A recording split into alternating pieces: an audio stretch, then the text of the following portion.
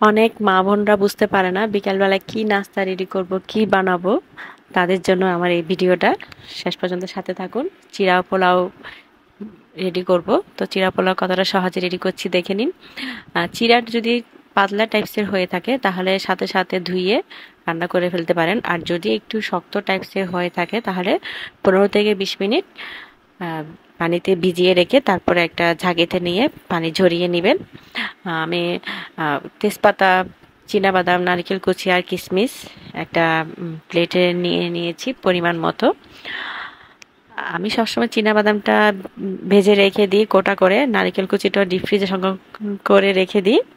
তারপর আমি 2 চামচের মতো ঘি অ্যাড করলাম। আপনারা আপনাদের পরিমাণ মতো সব কিছু নেবেন। তারপর সব কিছু আমি চুলার বাহিরেই অ্যাড করছি, কারণ চুলায় ঘি গরম হয়ে অন্য কিছু অ্যাড করলে পুড়ে যাওয়ার সম্ভাবনা থাকে।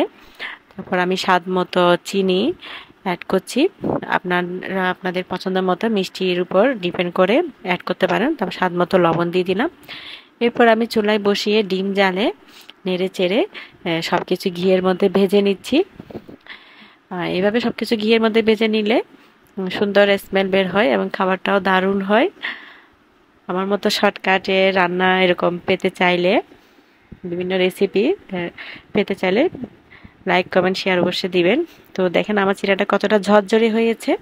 আমি আবার চিড়াটা অ্যাড করে নেড়ে চেড়ে নিচ্ছি। তারপরে কিছু পেস্তা বাদাম কুচিয়ে দিলাম।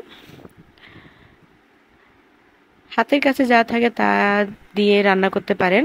এই ঘি ভাজা চিড়াটা অনেক মজাদার হয়, বাচ্চাদের জন্য খুবই স্বাস্থ্যকর উপকারী খাবার।